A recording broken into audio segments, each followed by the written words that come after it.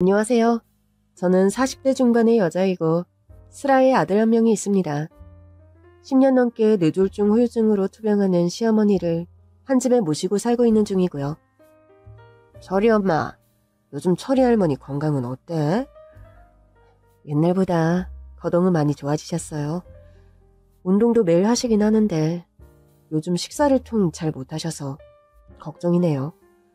보니까 그저 삼시세끼 환자들한테 좋은 음식 직접 만들어 먹여, 사다가 먹여, 지극정성이더구먼. 어머니께서 입맛이 까다로우셔서 아무거나 잘 못 드시거든요. 환자들이나 건강한 사람들이나 먹는 게 제일 중요한 것도 사실이고요. 세상에 철이 엄마 같은 며느리가 또 있을까? 망나니 남편 도망간 지가 언젠데 그렇게 지극정성으로 시어머니를 모시고 사노? 그 인간은 그 인간이고 어머님은 어머님이시니까요. 성정이 예민하고 까탈스러우셔서 남의 손 빌려서 투병하기 힘든 분이시기도 하고 요즘은 친딸도 철이 엄마처럼 10년씩이나 노인네 병수발 못 든다고. 참, 철이 할머니가 전생에 좋은 덕을 많이 쌓았나 봐. 철이 엄마 같은 효심 깊은 며느리를 본 거 보면 사람들은 모두 시어머니 병간호를 10년 넘게 하는 저를 두고 효부라고 칭찬이 자자합니다. 그런데요, 엄밀히 말하면 저는 시어머니 며느리가 아닌 지는 오래됐어요. 제 아들의 친부, 그러니까 전남편과 이혼한 지는 한참 오래된 일이기 때문입니다. 전남편은 10여 년 전 띠동갑 연하의 골프장 캐디와 바람이 나서 집을 나갔습니다. 이혼 전에도 남편은 뚜렷한 직업도 없이 그저 시어머니께서 물려주신 가건물의 집세를 혼자 다 탕진하면서 한량처럼 놀고 먹는 사람이었어요. 아유, 이 녀석아. 내가 매일 너 이런 식으로 주색 잡기 하라고 건물 증여해줬니? 엄마, 기왕 저한테 증여해주신 건물 가지고 대체 언제까지 그렇게 생색내실 거예요? 회사도 못 다녀, 지 사업도 못해. 그렇다고 어디 일용직 나가 아무 돈벌이라도 할 깡따구도 없어. 기술 배울 머리는 터더군다나 없고 명색이 처자식 달린 사내라고 내가 너 사내 구실 좀 제대로 하라고 건물 물려줬지. 맨날 술 파먹고 여자 만나러 다니라고 줬니? 그래서 내가 뭐 그 돈으로 노름을 했어요? 뭐 주식해서 날리기를 했어요? 다달이 따박따박 철이 엄마한테 생활비 주고 남은 돈으로 제 취미생활 좀 하는 건데 그거 가지고 맨날 잔소리세요? 처녀가 애를 가져도 편명할 구실은 있다더니 이놈이 딱 그 짝이구나. 그런 식으로 돈 허투루 쓸 거면 지금이라도 당장 건물명의 철이애미 앞으로 돌려. 아유, 엄마 치사하게 계속 이렇게 나오실 거요? 이왕 제 앞으로 해주신 건물을 왜 철이 엄마 앞으로 해요? 철이 엄마가 아무리 엄마 맘에 들어도 피 한 방울 안 섞인 남이라고요. 너 같은 놈을 믿은 내가 바보지. 누가 누굴 탓해. 아유, 속 터져. 아유, 내 팔자야. 시어머니께서는 젊어서부터 30년 넘게 동대문에서 내복 장사를 하셨습니다. 장사 수완이 좋고 부지런하셔서 나름 살뜰하게 재산을 일구셨죠. 경기도 외곽에 2층짜리 건물을 가지고 계시다 그걸 전남편에게 증여해줬는데 그 건물에서 나오는 월세를 가지고 매달 흥청망청 주색 잡기에 빠져 지내는 남편이었습니다. 하나뿐인 아들이라고 시어머니는 그래도 전남편에게 그 건물을 증여해 주신 거였는데 그 후로 틈날 때마다 제게 그런 말씀을 하셨죠. 철이애미야, 미안하구나. 일이 이렇게 될 줄 알았으면 내가 애진작에 너에게 그 건물을 증여해 줬어야 하는데. 어머니 입장에서야 당연한 일을 하신 건데 그만 자책하세요. 시어머니는 젊어서부터 집안의 남자들 때문에 소가리를 많이 하셨습니다.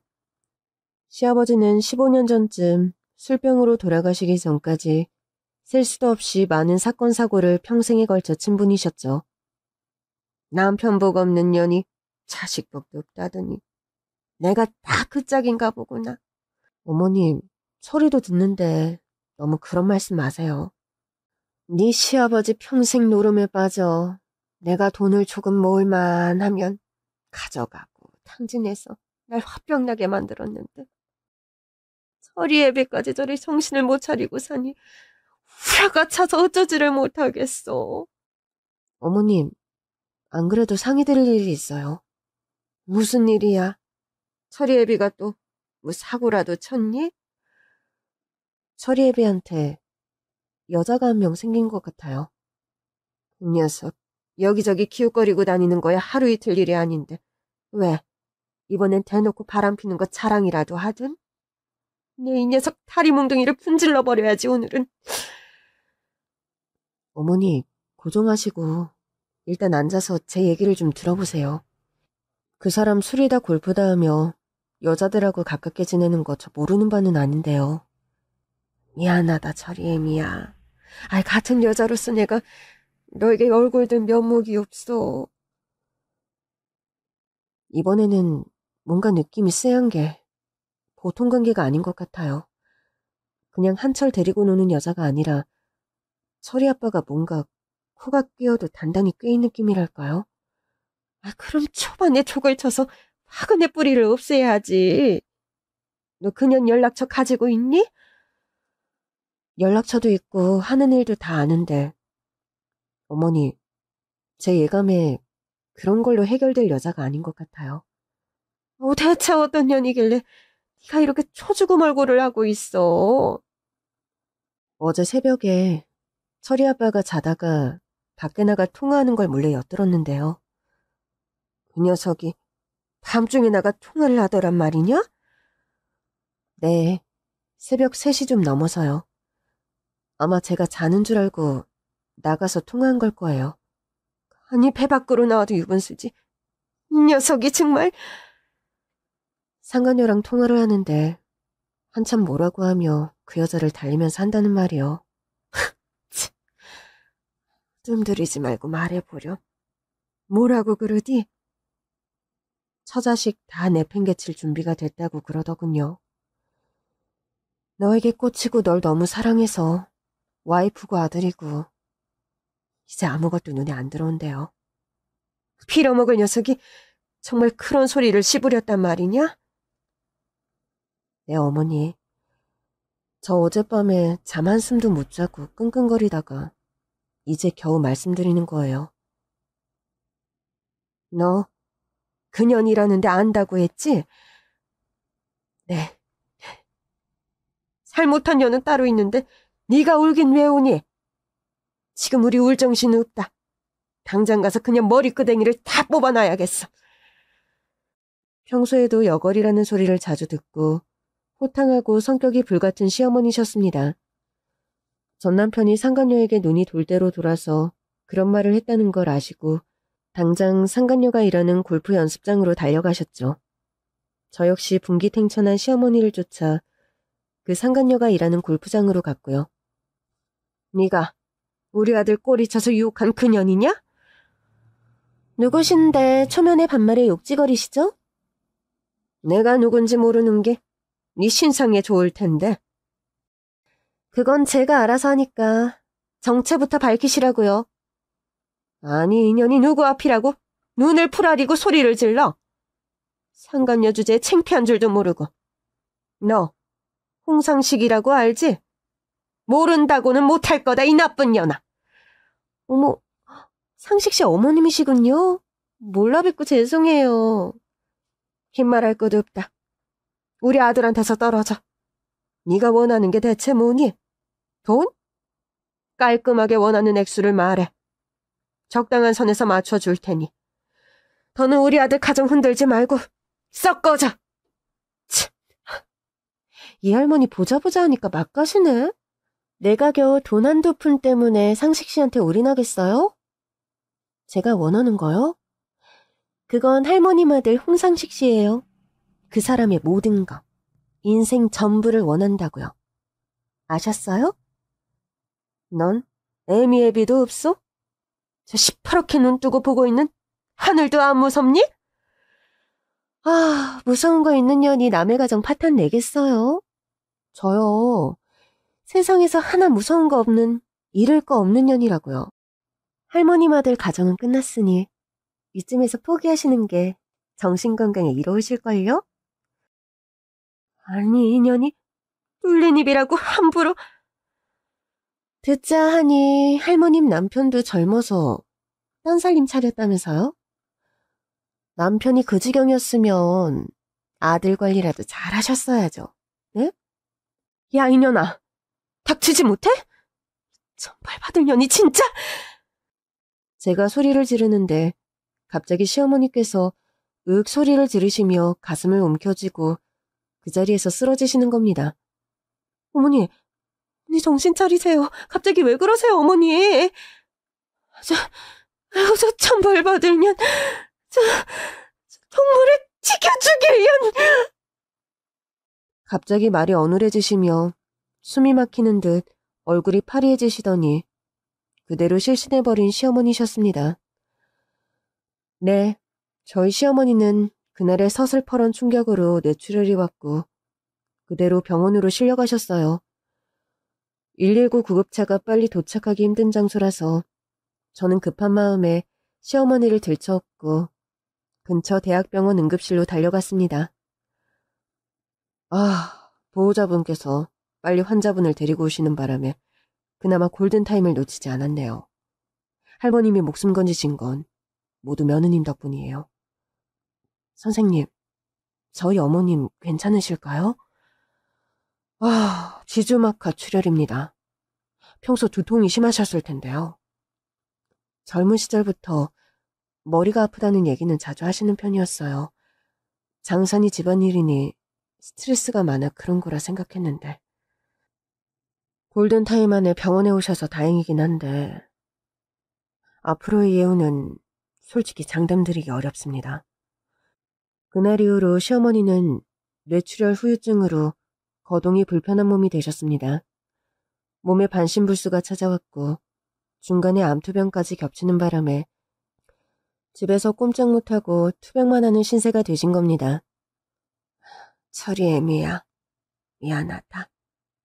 집안이 이 판국이 난 마당에 내가 병까지 걸려나서. 어머님, 제발 그런 말씀 마세요. 어머님께서 그날 그렇게 쓰러지실 줄 알았으면 애초에 제가 상간녀 연락처를 어머니께 말씀드리는 게 아니었어요. 울지 마라. 네가 아니었다 한들 내가 그 사태를 언제까지 모르고 지냈겠니? 언제 알아도 알 사실인데 그날 알았을 뿐인 거다. 어머님, 그래도 그 상간녀 때문에 어머님 몸이 이 지경이 된 걸 생각하면 제가 자다가도 벌떡 일어나서 가슴을 쾅쾅 쳐요. 내가 쓰러지기야 그날 쓰러졌다만 내 병이 어디 그날 하루 때문에 생긴 병이겠니? 평생이 홍씨 집안 집구석 남자들 때문에 마음 편할 날이 하루도 없었던 내 기구한 팔자 탓이다. 네가 자책할 일은 절대 아니니 제발 그러지 마라. 어머니, 덕창이 무너지셔도 여기서 무너지시면 안 돼요. 어머니께서 버텨주셔야 저랑 철이도 견뎌요, 어머니. 그래, 내가 너랑 어린 철이 때문에라도 지금은 못 죽지. 누구 좋으라고 지금 내가 죽어? 이 약 물고 버틸 테니 걱정 마라, 철이 애미야. 저와 시어머니는 그렇게 서로 얼싸안고 울면서 서로의 곁을 지켰습니다. 그 당시 뇌출혈로 쓰러진 시어머니가 한창 투병하는 와중에 집에 찾아와서 이혼 서류를 내밀던 전 남편입니다. 이혼 소장 접수했으니까 깔끔하게 정리해줘. 지금 뭐가 잘나서 이혼을 접수했다는 거야? 당신이 사람이야? 적어도 사람이면 어머니 근황부터 물어야 하는 거 아니냐고. 살아 계시잖아. 수술해서 회복되셨다는 얘기 다 들어서 알고 있거든? 수술만 하면 다 낫는 병이니? 당신이랑 그 상간녀 때문에 어머님이 지금 어떤 상태인 줄이나 알아? 끝까지 성가시게 구네. 그래, 우리 엄마가 어떤 상태인데? 반신불수가 와서 거동을 거의 못하셔. 대소변도 내 도움 없이 처리가 안 되는 상황이고. 말도 어눌하게 하시다. 겨우 돌아온 게 얼마 안 된다고. 뭐 그래. 그나마 다행이네. 그리고 너 같은 며느리가 엄마 곁에 있는 게 얼마나 천운이냐? 안 그래? 이혼 소장 가지고 와서 정리해달라면서 며느리란 말이 따박따박 나오니? 그게 무슨 경우야? 수경아, 세상사 다 제각각 사정과 상황이 다르고 법칙이란 건 없는 거야. 너와 나는 인연이 아니라 남이 되지만 너와 우리 엄마는 옛날부터 각별했잖아. 아니야? 그게 말이니 막걸리니? 유책 사유자가 뻔뻔하게 먼저 이혼을 요구하는 법이 어딨어? 뭐 그거 가지고 이혼 안 해준다 버티기라도 하겠다는 거야? 지금 우리 엄마한테 들어가서 내가 엄마 설득이라도 시켜야 순순히 도장 찍어줄래? 야, 이 야비한 쓰레기 인간아. 너 같은 걸 낳고 미역국까지 드신 어머님이 같은 여자로서 정말 불쌍하구나. 이혼? 그래. 네가 살아달라 빌어도 이젠 내가 싫어. 얼마든지 도장 찍어줄 테니 그 역겨운 얼굴 다신 들이밀지 마. 알아들어? 그래. 너 서슬퍼런 거 보니까 주저앉는 일 없이 아주 씩씩하게 잘 살 것 같다. 유경아, 사는 동안 고마웠고 앞으로도 고마워주길 바래. 우리 엄마랑 철이 잘 부탁한다. 너와 상간녀가 받을 벌은 저 하늘에서 내려주실 거라고 믿어. 더 긴 말하고 싶지 않다. 어머님 여기서 더 충격받으면 회복 불능이라고 했으니까 썩 꺼져! 전 그렇게 소리 지르며 길바닥에 돌들을 주워 아무렇게나 전남편에게 던졌습니다. 그 돌을 요리조리 피하며 꽁무니 빼듯 도망가는 전남편이었어요. 추하고 끔찍한 상황에 더는 빠져있기 싫었고 무엇보다 충격으로 쓰러지신 시어머니께서 다시 병세가 악화될까봐 저는 최대한 빠르고 깔끔한 방법으로 이혼을 마무리했었습니다. 그리고 전남편과 이혼한 지 어언 10년.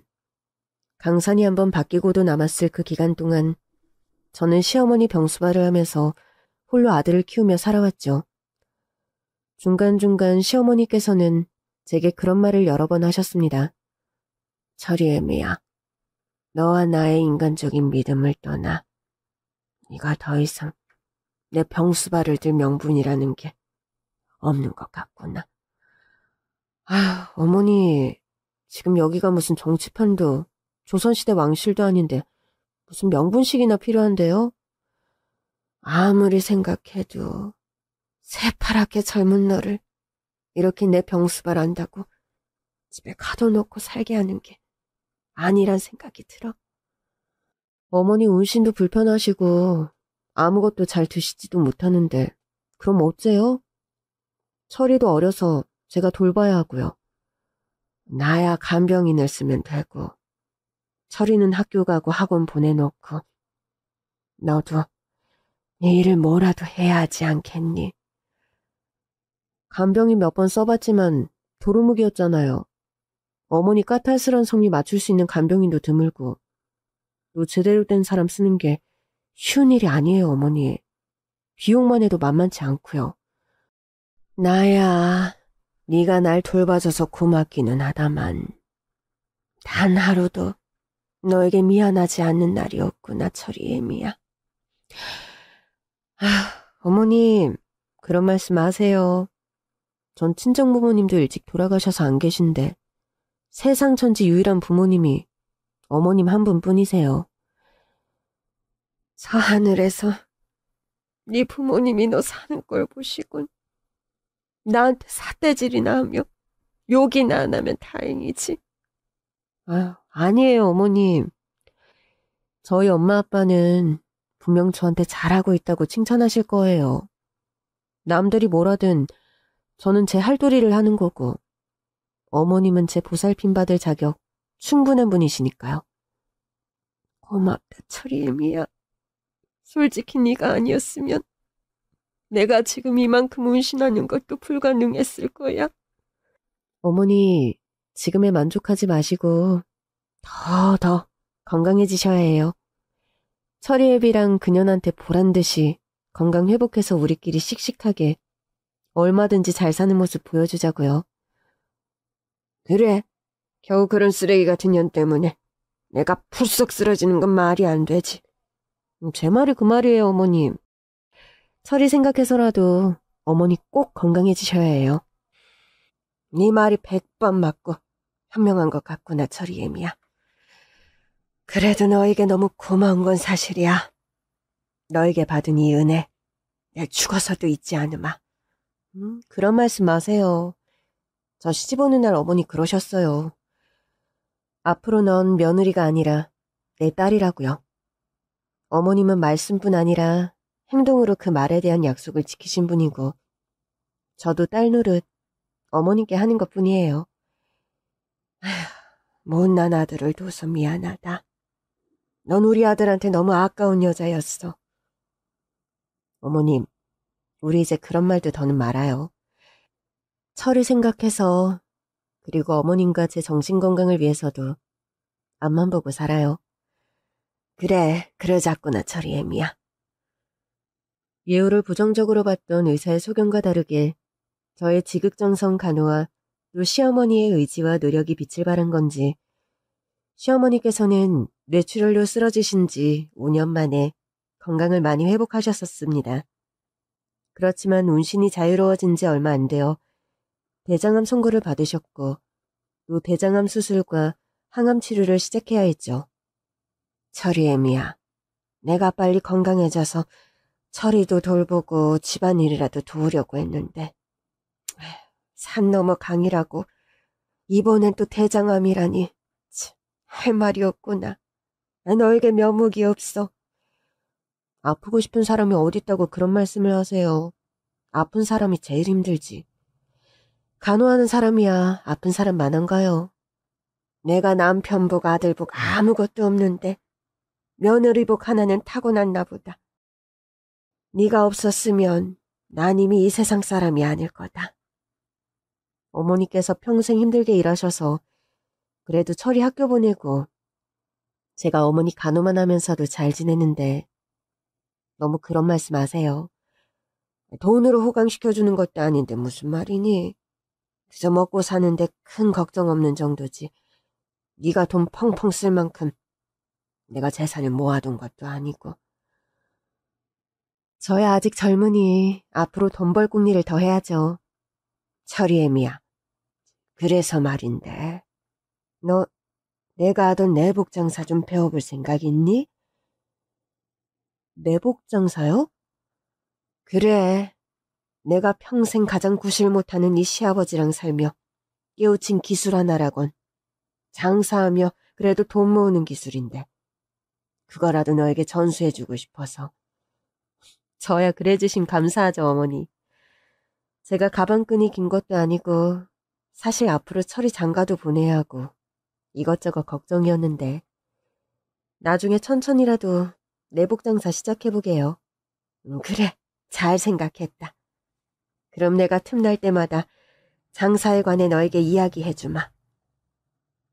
시어머니께서는 평생 하셨던 내복 장사에 관한 노하우를 저에게 하나도 빠짐없이 말씀해 주셨습니다. 이론적으로는 어머님께 하도 많이 들어서 바로 장사를 시작해도 무리 없이 할 수 있을 것 같다는 생각이 들 정도였죠.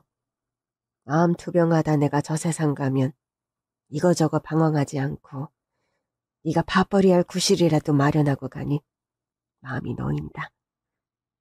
네, 어머니가 하던 바로 그 자리에서 저도 나중에 장사 시작해보려고요. 다른 건 몰라도 내가 평생 장사하며 누구 속인 적도 없고 신뢰 하나는 잘 쌓아놨으니 동대문 내복집 박말자 사장 며느리라고 하면 여기저기서 널 많이 신경 써줄 거다. 네, 어머님이 있어서 제가 든든하네요. 시어머니는 대장암을 선고받고 수술을 받은 뒤 4년 정도를 더 투병하셨는데 어느 날 갑자기 상태가 많이 위독해졌습니다. 병원에서도 마음의 준비를 하라고 했고 저와 아들은 착잡하고 슬픈 마음으로 시어머니 병간호를 하며 지내고 있었죠.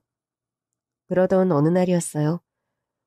그날따라 저나 시어머니나 잠이 잘 오지 않았고 평소보다 조금 더 늦게까지 텔레비전을 함께 봤습니다. 철이애미야. 네, 어머니. 어디 불편하세요? 아니면 반신욕이라도 좀 시켜드려요? 나 아니다. 그래서 널 부른 게 아니야. 잠 안 오시면 따끈한 우유 한 잔 데펴다 드릴까요? 저녁 많이 먹어서 생각 없단다. 그보다 말이야. 내 느낌에 내가 살 날이 이제 많이 남은 것 같지가 않구나. 어머님, 그런 말씀 마시래도요. 길게도 아프지 않았니? 뇌출혈에 대장암까지. 이 시간까지 목숨 부지하고 산 거는 그래도 철이애미 네가 그리 지극정성으로 내 옆에서 날 보필해줘서인 건 나도 안다. 그러니까 어머님, 약한 소리 마시고 더 오래오래 사셔야죠. 안 그래요? 글쎄, 너와 철이를 생각하면 그러고 싶다만 뭔가 내 몸이 기력을 다한 것 같다는 생각이 들어. 그래서 말인데, 철이 엄마야. 나 죽어도 절대 그놈 용서하지 마라. 그런 말씀을 하시는 시어머니셨습니다.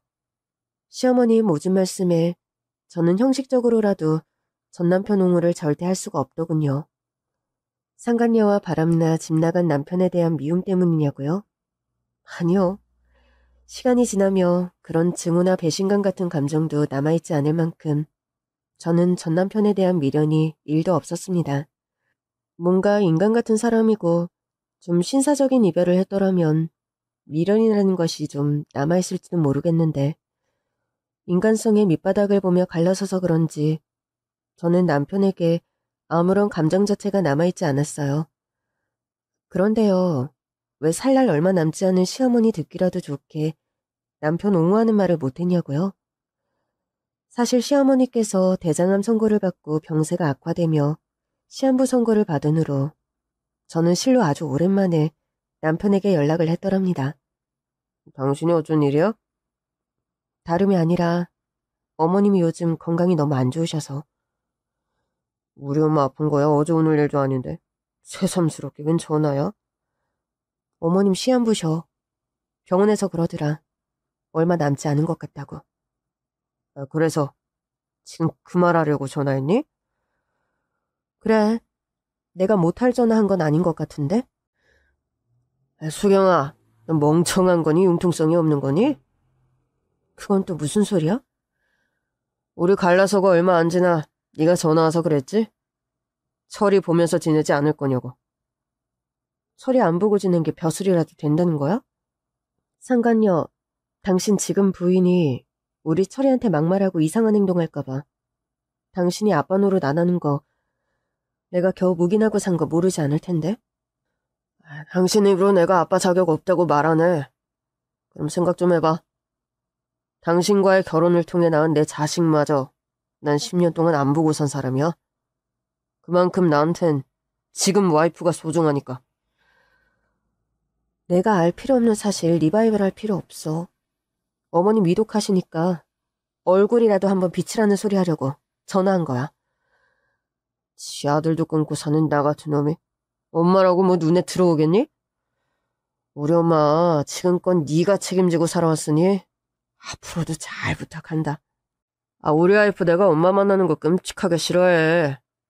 잘 살고 있는 내 살림까지 가르치려 들지 말고 네가 짊어진 짐이니 네가 좀 알아서 하라고 좀.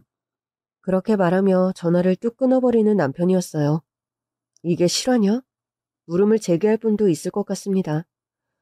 너무나 막대먹고 막장의 끝을 보이는 행동거지라서 쉽사리 믿기지 않으실 거라는 거 잘 알아요. 그런데요. 참 씁쓸하게도 남편과의 일화는 모두 거짓이 일도 섞이지 않은 실화랍니다. 전 남편과 그런 통화를 했었기에 살 날이 얼마 남지 않은 시어머니께서 아이 아빠와 상종 말라는 얘기를 하시는데도 저는 이런 방구 아무런 변명을 할 수 없었던 겁니다. 병원에서의 시한부 선고 이후 시어머니께서는 그 계절을 넘기지 못하고 하늘나라로 떠나셨습니다. 할머니, 돌아가시지 말아요. 운 좀 떠보세요. 어머니, 기왕 버티시는 거 조금만 더 버티시지. 왜 이렇게 빨리 떠나세요? 저 대학 가는 거 보고 가셔야지, 할머니. 저 장가 가는 것도 보고 돌아가신다고 해놓고서 이러시면 어떻게 해요? 아들과 저의 오열에도 시어머니께서는 감은 눈을 영영 다시 뜨지 못했습니다. 그나마 위안이었던 건 집에서 그날 맛있게 저녁 식사를 하고 저와 아들과 한참이나 도란도란 얘기를 나누시다 잠들었는데 그 상태 그대로 편안하게 가셨다는 것. 그게 위안이라면 유일한 아들과 저의 위안이었습니다. 슬픔과 황망함 속에 장례식을 치르는데 끔찍하게 짝이 없는 불청객이 장례식장에 들어오는 겁니다. 누가 장례식장을 찾아왔길래 그런 소리를 하냐고요? 네, 어느 정도 예상하셨겠지만 그렇습니다. 바로 전 남편이 뻔뻔하게도 상간녀까지 대동하고 장례식장 안에 들어온 겁니다. 낯짝 두꺼운 두 사람의 얼굴을 보는 순간 문득 시어머니께서 살아생전 제게 하시던 말씀이 귀에 쟁쟁 울리더군요. 철이 엄마야. 나 죽어도 절대 그놈 용서하지 마라. 전 시어머니의 한서린 그 목소리를 기억하며 겨우 마음을 가다듬었습니다. 게다가 아들 앞에서 제가 그런 쓰레기 같은 인간들 때문에 무너지는 모습을 절대 보여서는 안 되었기에 후들거리는 다리에 힘을 주고 기를 쓰고 버텼죠. 지금 여기가 어디라고 누굴 데리고 나타나? 저리야, 잘 지냈니? 오랜만이다. 아빠 옆에 이 사람은 네 새엄마란다. 10년 만에 만나 하시는 말씀치고는 너무 친근하시네요. 언제 훌쩍 커서 이미 고등학생이 된 제 아들은 입술을 질끈 물고 그런 제 아빠를 분노에 차서 노려보더군요. 장례식장에서 험한 싸움이 벌어지는 건 꼴불견이라는 생각이 들었고 저는 바로 그런 아들을 제지했습니다. 철이야, 어른들끼리 할 얘기가 있으니 넌 식당에 가서 밥 먹고 와. 엄마, 내가 지금 밥이 넘어가요? 그럼 공원에 가서 산책이라도 하고 오렴. 네가 듣지 않았으면 하는 말을 엄마가 앞으로 해야 하기 때문에 하는 소리야. 제발 엄마 말 들어. 저는 아들에게 간절하게 말했고 제 의중을 느낀 아들은 씩씩거리며 주먹을 불끈 쥐고 자리를 떠나더군요. 행여라도 엄마한테 나쁜 일 했다간 제가 가만 안 있을 거라는 거 명심하세요. 그리고 저 여자를 제 앞에서 새엄마 운운하시는 소리 앞으로 안 하셨음 합니다. 그런 일가를 남기고 자리를 나서는 아들이었습니다. 에휴, 아들 하나는 당신 편으로 잘 만들어놨네. 당신 입에서 아들 소리가 나오니 실수가 나오려고 하네. 전영까지 데리고 여긴 왜 왔어? 연이라니요. 지금 입에 걸레 물었어요? 사람들 앞에서 봉변당하기 싫음. 입 다물고 있어.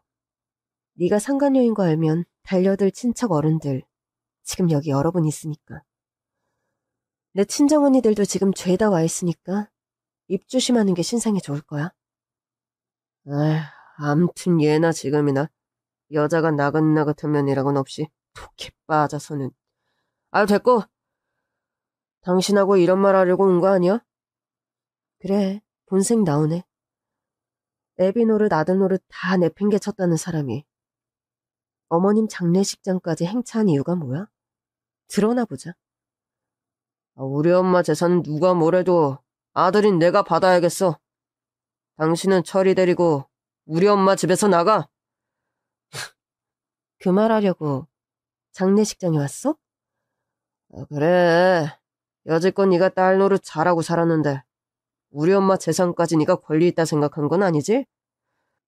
일단 어머님 빈소에 조문부터 하지 그러니? 남들 눈도 있으니까 조문은 해. 전 남편은 시어머니 빈소에 분향하고 저를 올리더군요.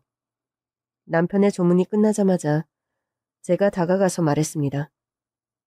당신이 말한 어머님 재산 말인데 너도 상식이라는 게 있으니 나한테 권리가 없다는 건 알지?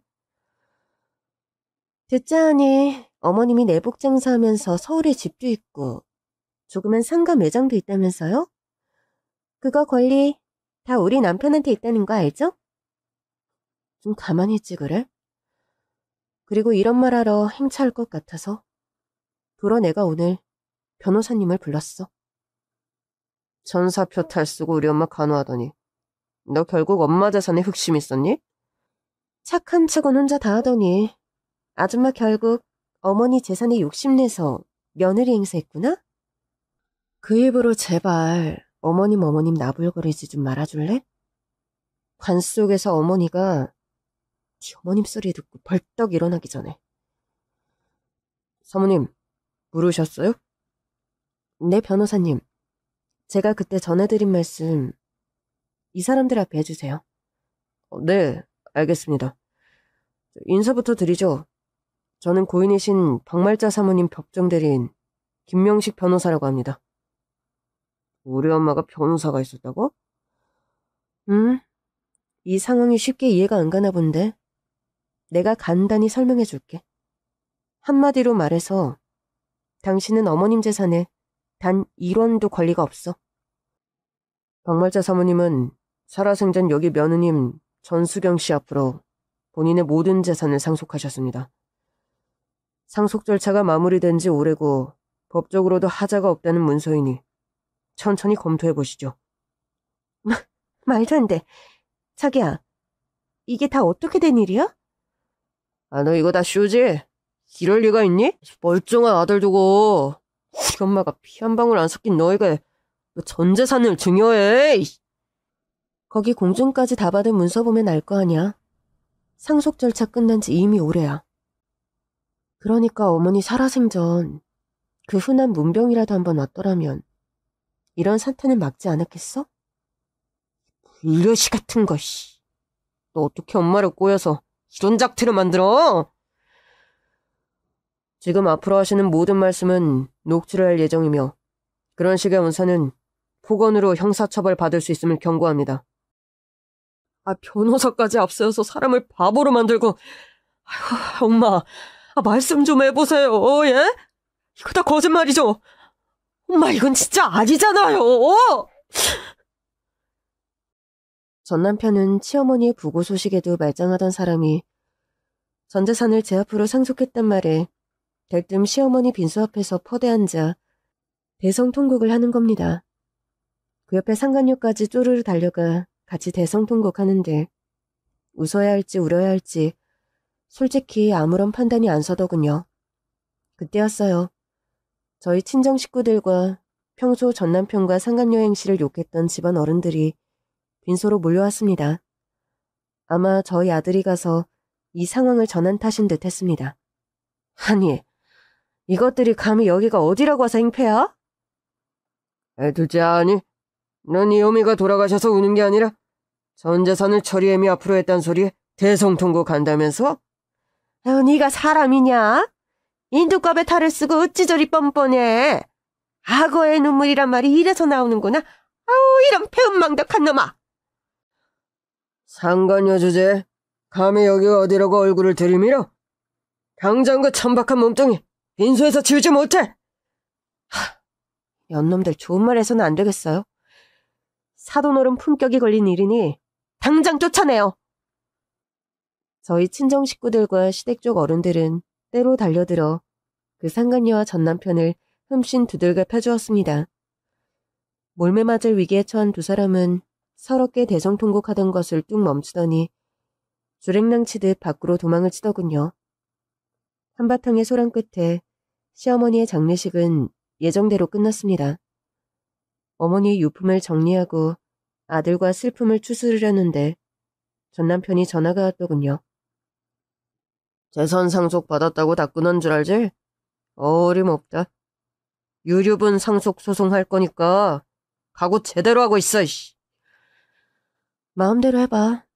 그런데 아마 시간 낭비일 거야. 어머님은 처리 생각해서 모든 재산을 더 내 앞으로 남기셨어.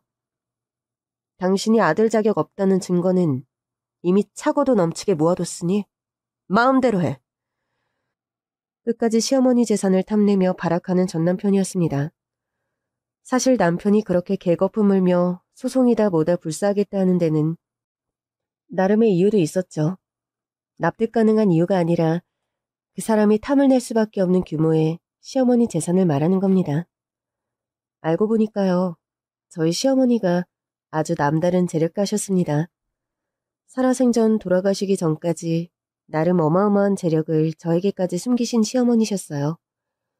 돌아가시기 바로 얼마 전에야 이런 사실을 고백하시며 저에게 재산 상속 절차를 밟으신 시어머니셨습니다.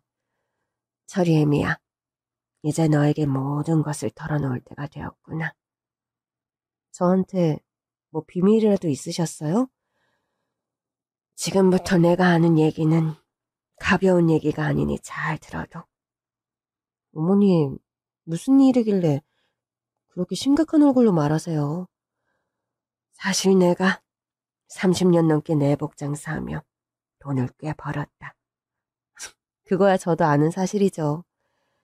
여자 혼자 몸으로 장사해서 서울에 집도 사고 또 상가 매장도 사셨으니까요. 내 재산은 그거보다 훨씬 많다. 아무도 모르지만 난 오랫동안 자선 사업도 크게 해왔어. 어머님, 식구들 모르게 로또 당첨이라도 되셨던 거예요? 그런 건 아니다. 내가 돈 버는 기술 하나는 좋아. 장사도 잘 됐고. 그때마다 사두었던 땅이니 금이니 주식이니 그런 것이 재미가 좋았어. 자산 규모가 얼마길래 그런 말씀을 하세요? 동대문에 내가 내복 장사를 하던 자리의 건물, 5층짜리 건물이 사실 내 소유다. 세상에, 그 큰 건물이요? 그거 말고도 가평에 땅도 크게 있고 그 외 여러 가지 그런 재산이 있어서 너한테 그간 생활비도 나름 걱정 없이 주고 또 내가 뜻한 바가 있어 장학사업이다 뭐다 기부도 많이 했어.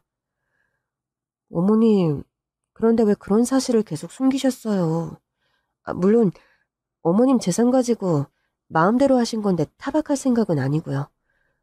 돈이란 게 버는 것보다 지키는 게 더 어려운 거라는 걸 뼈저리게 알기에 입 꼭 다물고 살았다. 네 시아버지 살아생전엔 노름으로 탕진할까봐 꽁꽁 싸매서 숨겼고 철이 애비가 저 모양이라 내 돈 냄새 맡으면 무슨 짓을 벌일지 몰라 비밀에 붙일 수밖에 없었어.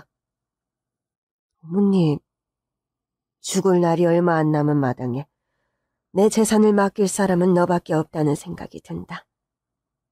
날 10년 넘게 아무 힘든 내색 안 하며 병수발 드는 널 보며 솔직히 철이 생각해서가 아니라 너에게 내 재산을 다 준다고 해도 아깝다는 생각도 안 들고 말이야. 어머님, 제가 맡기에는 너무 부담스러운 재산이에요. 빈말이라도 마다할 생각은 마라. 철이를 위해서라도 내가 평생 일군 재산은 네가 맡아 관리를 잘해야 해. 그리고 그간 고생한 게 있으니 앞으로 너도 좀 누리고 살았음 싶다. 여행 가고 싶은 데도 좀 가고 사고 싶은 것도 사고 뭣도 부리면서 재미나게 살아. 평생 내 며느리로 살며 내 아들 같은 남편 만나 고생만 했는데 넌 그럴 자격이 충분히 있어. 그런 말씀을 남기시며 전 재산을 저에게 상속해 주신 시어머니셨습니다. 시어머니는 아들 철이에게 재산을 줬다가는 혹시 그게 전 남편 소나기에 들어갈까봐 이런 한 푼 남김없이 전 재산을 오로지 저에게만 상속해 주셨죠. 게다가 지금 전 남편 사는 꼬락서니가 시어머니의 신뢰를 전혀 받을 수 없는 상황이었습니다. 전 남편은 이혼 전 시어머니에게 증여받은 경기도의 가건물을 이미 사업이다 뭐다 하며 다 탕진해 경매에 넘어가 버린 상황이더군요. 그 상간녀가 사치 가시며 하루 걸러 백화점 쇼핑을 안 가면 병이 나는 스타일이라더구나. 처리앱이 사업선 없는 거야 하루 이틀 일이 아니고. 피는 못 속여서인지 나이 들어서부턴 네 시아버지 하던 걸 닮아 스포츠 도박이니 뭐니 노름판까지 선전한다 하니 내가 뭘 믿고 처리앱에게 재산을 넘기겠니? 그런 여러 가지 이유로 시어머니께서는 이런 한 푼 전 남편에게 남기지 않으신 거였습니다. 그런데요. 재정적으로 알거지 상태가 된 전 남편은 유류분 소송이라는 것을 걸어서 본인도 자식이니 재산에 대한 권리가 있다는 것을 법적으로 걸고 넘어지려고 했죠. 1년이 좀 넘는 소송 끝에 남편에게는 재산을 상속받을 권리가 1도 없다는 법원의 판결이 나왔습니다. 저희 시어머니가요. 옛날 분이라서 가방끈이 길지 않다 뿐이지 누구 못지않게 머리가 비상한 분입니다. 남편이 어머니 사후에 이런 분쟁을 벌일 것을 알고 그 부분에 관해서도 단단히 대비를 해두신 겁니다. 승전 사모님께서 이런 경우를 대비해서 증거를 많이 확보해 두셨습니다. 10년 넘는 기간 투병하는 동안 아들이 한 번도 찾아오지 않은 것. 그런 부분에 관해 일일이 기록해두고 통화녹음도 해두셨어요. 사실 저 역시 남편에게 마지막으로 통화했을 때요. 시어머니께서 시한분이 당신이 와서 보라는 말을 했을 때 그 제의를 야멸차게 거절한 남편과의 통화가 휴대폰에 녹음되어 있었습니다. 그런 여러 가지 증거들이 참작이 되어 남편은 법원 판결에서도 시어머니 재산에 1도 권리가 없다는 판결을 받아야 했죠. 들리는 소문에 의하면 그 충격으로 남편은 거의 몸져눕고 폐인이 되었다시피 하다고 합니다. 남편보다 띠동갑 연하의 상간녀는 최근 춤바람이 나서 전 남편과 거의 별거 상태나 마찬가지라고 하더군요. 저는 최근에 시어머니께서 하던 내복 장사를 이어받아 사업을 시작했습니다. 오랫동안 집에 틀어박혀 간호만 하며 지내던 내가 밖에 나와 장사를 하려니 쉬운 일은 아니지만 일하는 보람도 크고 또 생각보다 제가 장사에 적성이 맞아서 하루하루 힘들어도 즐겁게 해나가고 있어요. 어린 시절부터 저는 늘 아들에게 미안했더랍니다. 제 잘못은 아니지만 어찌되었건 남편과 일찍 이혼해서 아빠 사랑 받지 못하고 자란 아들이 늘 마음의 가시 같은 존재였답니다. 시어머니가 길게 투병을 하시는 바람에 다른 전업주부 엄마들처럼 아들에게만 신경을 못 써준 것도 사실이고요. 그런데요, 저희 아들은 심성이 착하고 또 머리도 똑똑해서 공부를 곧잘 했답니다. 엄마, 제가 커갈수록 엄마가 너무 대단하다는 생각이 들어요. 그게 무슨 말이야? 세상에 잘난 엄마들 수두룩인데 엄마는 보잘것없는 편이지. 아니에요, 엄마. 내가 여자라면, 어른이라면 엄마 같은 입장에서 엄마처럼 못했을 것 같아요. 할머니 병간호도 그렇고 이것저것 다. 철이야. 너무 그렇게 생각할 거 없어. 할머니는 엄마에게 친정 엄마 같은 분이었단다. 엄마가 아빠를 잘못 만나서 여자로서 행복한 삶은 못 사셨지만 엄마로서 행복한 삶은 평생 살게 해드릴게요. 저 보란듯이 성공해서 엄마한테 효도 엄청 해드릴게요. 엄마에게 효도 같은 거 따로 안 해도 된다. 철이 네가 건강하게 행복하게 사는 거. 그게 엄마한테는 최고 효도야. 아들은 집안 분위기 때문인지 솔직히 철이 일찍 들었답니다. 이름이 철이라 그런가? 다 크기도 전에 철이 잔뜩 들어버린 아들이 한편으로는 짠하기도 해요. 저희 아들 철이는 본인의 호언장담처럼 저에게 효도만 하는 착한 아들이랍니다. 최근에는 대학 입시를 치렀는데 서울의 명문대학의 과 수석으로 당당하게 합격을 했어요. 경제과에 들어갔는데 나중에 본인이 원하는 은행에 들어가서 은행장으로 퇴임하는 게 궁극적인 꿈이라네요. 제가 하는 내복 장사도 시어머니만큼은 아니지만 나름 매출이 좋은 편입니다. 솔직히 경제적인 것만 생각한다면 제가 일을 안 해도 먹고 살기 충분하고 넘칠 만큼 시어머니께서는 막대한 유산을 남겨주고 떠나셨습니다. 그래도 시어머니가 생전하시던 그 말씀을 늘 명심하려고 합니다. 돈이란 버는 것보다 지키는 것이 더 힘들다. 허투루 안 쓰고 쓰일 곳에 쓰는 것은 더 어렵고 말이다. 시어머니의 유지를 받들어 돈 버는 일을 하시하지 않고 하루하루 성실하게 살아가려고 합니다. 그리고 힘들게 번 돈을 쓰일 곳에 쓰기 위해 시어머니께서 하시던 장학사업도 제가 이어서 계속하고 있습니다. 시어머니께서는 생전에 저소득층 가정의 아이들에게 학비를 지원하는 사업과 고아원에 정기적으로 후원금을 거액 기부하셨어요. 저도 시어머니께서 하시던 사업을 그대로 유지하고 있습니다. 제가 동대문에서 내복 장사를 시작하면서 제 나름의 기부 사업도 하나 추가로 시작했습니다. 저같이 혼자 몸으로 힘들게 아이를 키우는 저소득층 미혼모들의 자립기금을 지원하는 기부 사업이 그것입니다. 기부를 한다고 여러 가지 목표가 생기다 보니 저절로 돈 욕심이 많아지는 요즘입니다. 새벽같이 일어나서 장사하러 나가고 밤늦게 들어오지만 피곤해도 보람된 일상을 보내고 있어요. 제가 목표를 정해서 열심히 일해서인지 내복 장사 매출도 나날이 오르고 있습니다. 시어머니께서 일구시던 사업의 규모만큼 저도 장사를 더 열심히 해볼 생각입니다. 좋은 곳에 돈을 쓰고 허투루 쓰지 않으며 일평생 성실하게 사신 시어머니처럼 저도 하루하루 파이팅하려고 합니다. 여러분의 일상도 언제나 건강한 기운과 에너지가 넘치길 기원해봅니다. 긴 얘기 들어주셔서 정말 감사합니다.